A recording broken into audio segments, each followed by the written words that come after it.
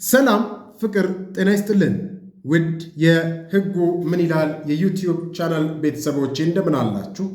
እኔ ጠበቃ አበባው አበበ ነኝ ከናንተ ከውድ ቤተሰቦቼ ጋር እንግዲህ ፕሮግራም እያሰናዳሁኝ ለውይይት በኮሜንት ሴክሽን ላይ እድል የሚሰጡ ሐሳቦችን ማቀርብላችሁ ለዛሬም እንግዲህ አዲስ ርዕሰ ጉዳይ ይዤ ቀርቤላችኋለሁ። ያ ርዕሰ ጉዳይ ብዙዎቻችሁ የጠየቃችሁት እንደመሆኑ መጠን እንደው ትውልደ ኢትዮጵያዊ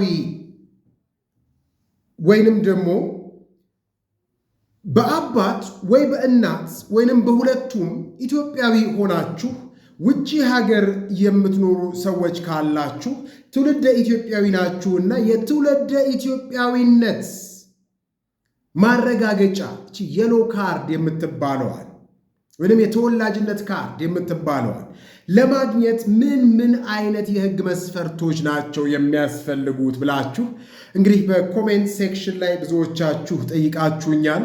ብዙዎቻችሁም እንግዲህ ይህንን ጉዳይ ግልጽ እስኪሆንላችሁ ድረስ ምንም እንኳን ከኢትዮጵያዊ እናትና አባት ወይንም ደግሞ ከሁለቱ በአንዱ መወለዳችሁ እየታወቀ ያን ያህል የማረጋገጫ ወይንም የትውልደ ኢትዮጵያዊነት ወረቀት እንደሌላችሁ ነግራችሁኛል።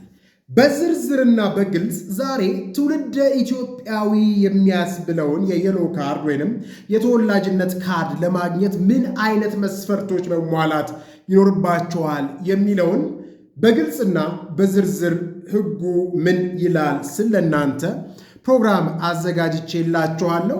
እናንተም ውድ ቤተሰቦቼ ላይክ እያረጋችሁ ሼር እያረጋችሁ ሰብስክራይብ እያደረጋችሁ ለብዙዎች እንዲደርስ ታደርጉ ዘንድ እንግዲህ ጥያቄ ነው። በዋናነት እንግዲህ የትውልደ ኢትዮጵያዊ ላይሰን ለማግኘት ወይንም ደግሞ የሎ ካርድ ለማግኘት በዋናነት እንደ ቅድመ ሁኔታ የተቀመጠው ምንድን ነው? ወይ ከኢትዮጵያዊ አባትና እናት መወለድ የትም ልትወለዱ ትችላላችሁ። በዋናነት ኢትዮጵያ ውስጥ ብቻ መወለድ እንደ መስፈርት አልተነሳም።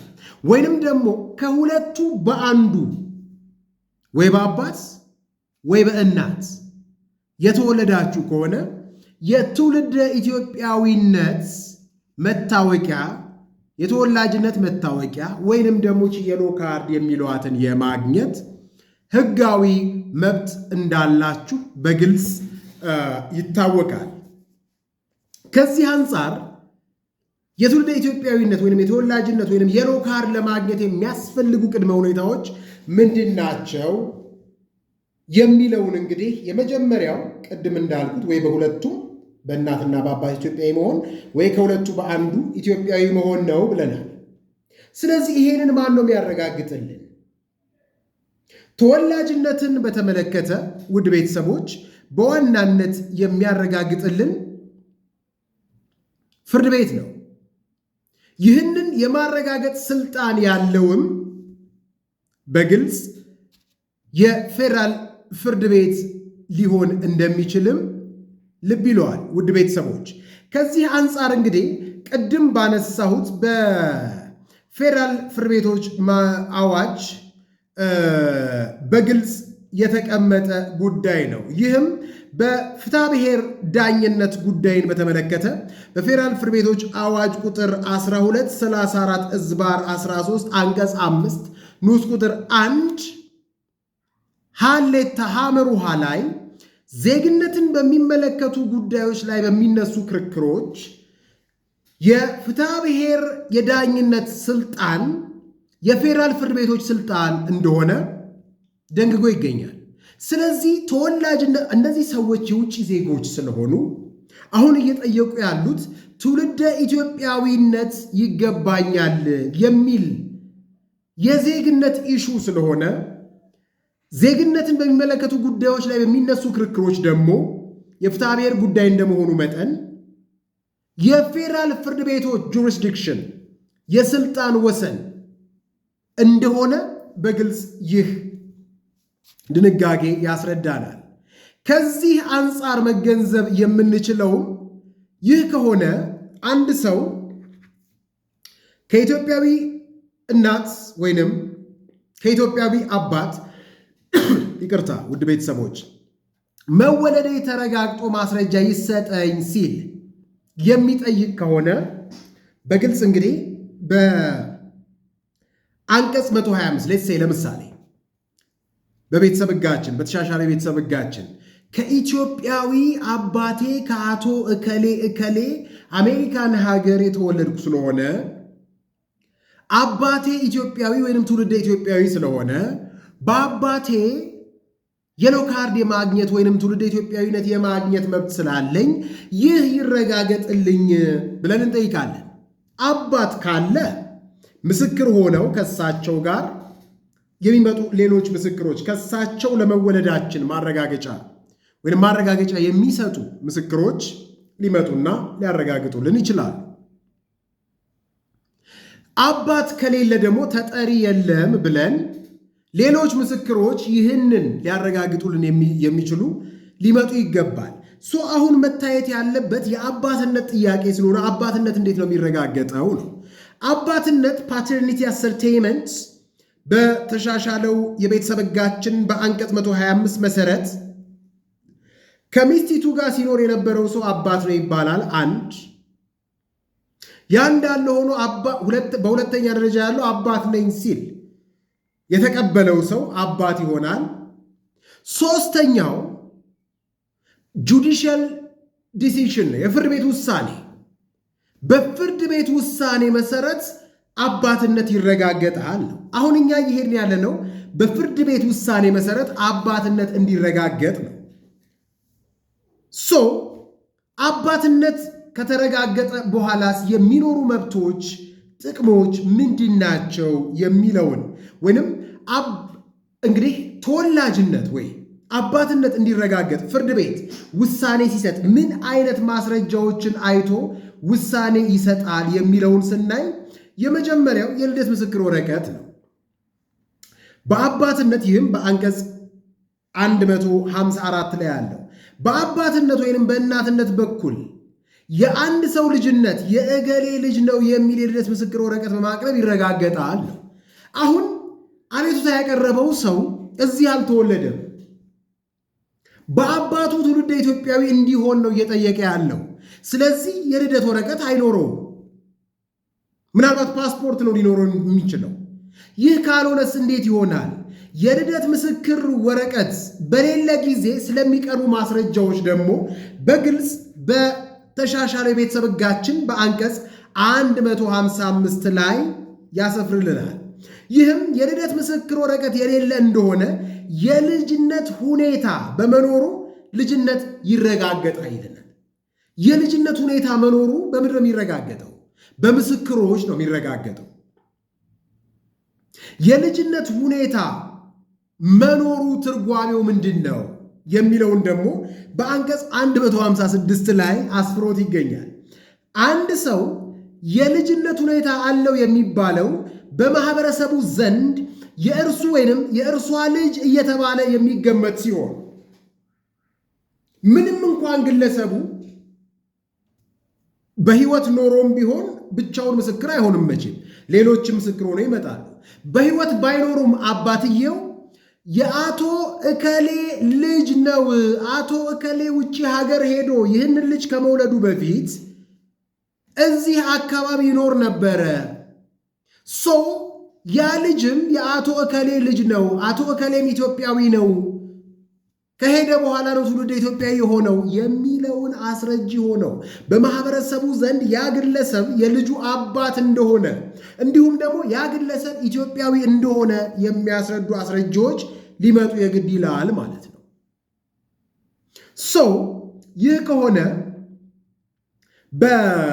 በልጅነት ሁኔታ ስለማስረዳት በአንቀጽ 157 ንዑስ ቁጥር 1 ምን ይለናል? በግልጽ ከዚህ በላይ በተመለከተው አንቀጽ መሰረት የልጅነት ሁኔታ መኖሩን ለማስረዳት የተቻለ እንደሆነ በምስክር ቅድም እንዳለው በአንቀጽ 156 በአንቀጽ 155 የልጅነት ሁኔታ መኖሩን በምስክር ካስረዳን ፍርድ ቤቱ ልጁ ነው ሲል የሕግ ግምት ይወስዳል።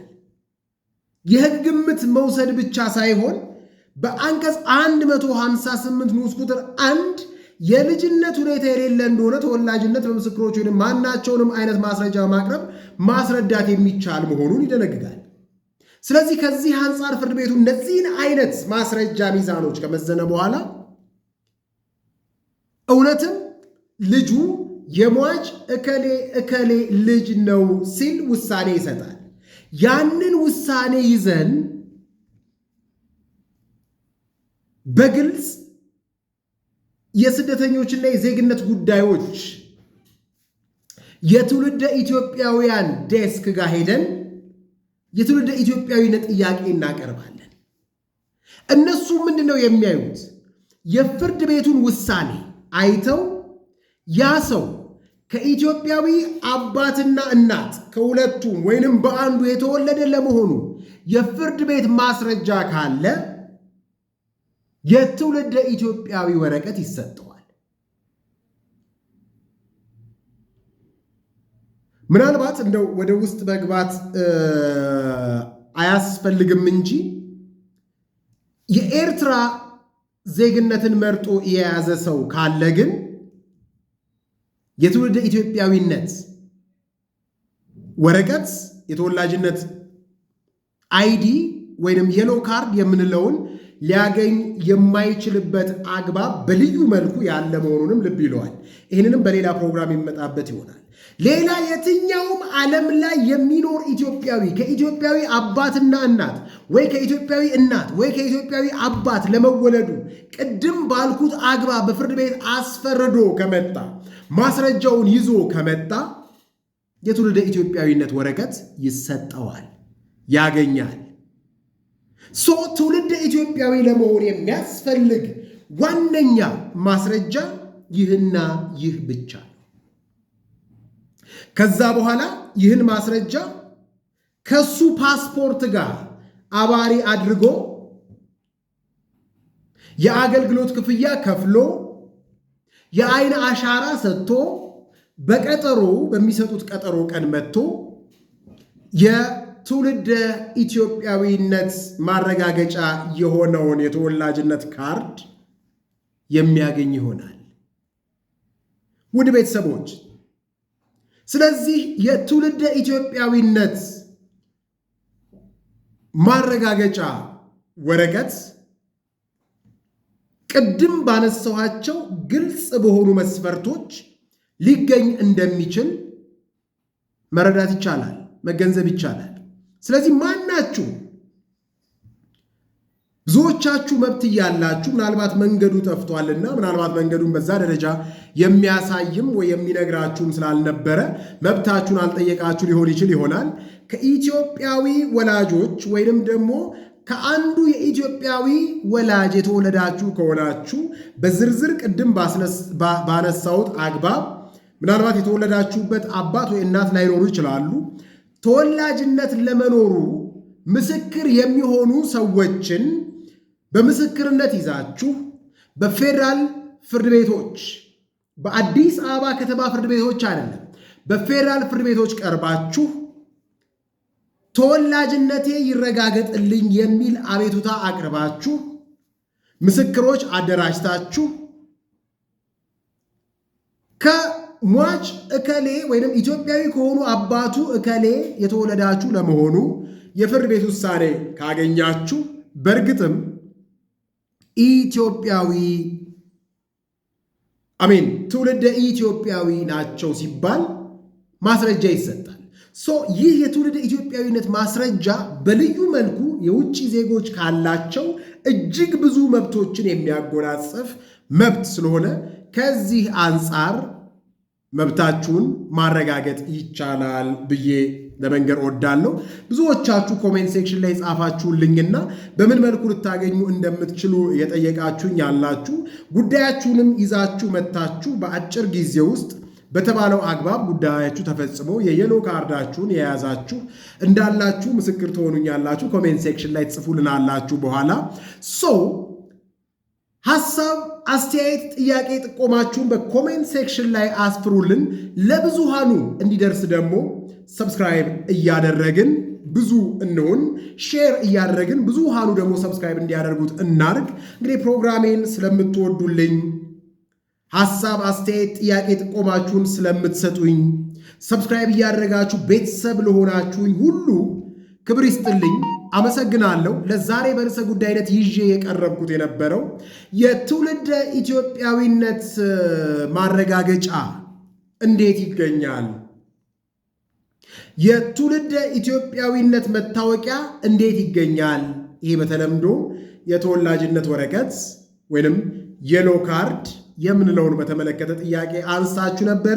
እኔም በግልጽና በዝርዝር የትውልደ ኢትዮጵያዊነት ወረቀት ለማግኘት የሚያስፈልጉ ሁነኛ ሰነዶችና ሁነኛ ማስረጃዎችን 1 2 3 ብዬ ወደ እናንተ ወደ ውድ ቤተሰቦች ያቀረብኩት ፕሮግራሜ ይህን ይመስል ነበረ። ውድ የዩቲዩብ ቻናሌ ቤተሰቦች ሕጉ ምን ይላል? የዩቲዩብ ቻናልን ሰብስክራይብ እያደረጋችሁ ቤተሰብ ሁኑ። ለዛሬ ያነሳሁላችሁ ሰው ጉዳይ በዚሁ ተጠናቋል። በሌላ ፕሮግራም እስከምንገናኝ ድረስ መልካሙን ሁሉ እመኝላችኋለሁ። ቻው ውድ ቤተሰቦቼ።